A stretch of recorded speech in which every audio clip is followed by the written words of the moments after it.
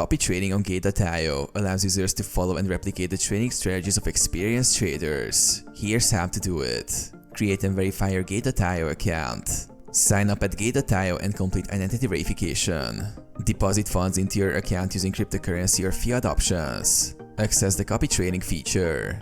Log into your Gate.io account. Navigate to the copy trading section, usually found under the copy trade or strategies tab in the menu. Choose a trader. Browse the list of experienced traders available for copying.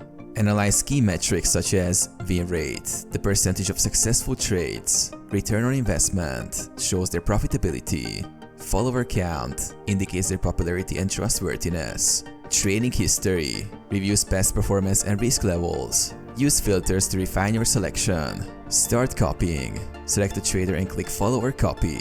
Allocate a portion of your funds to copy their trades. Set risk management parameters like a stop loss or allocation limits. Monitor and adjust. Track the performance of your copy trades under the copy trading dashboard. Stop copying or adjust your settings as needed.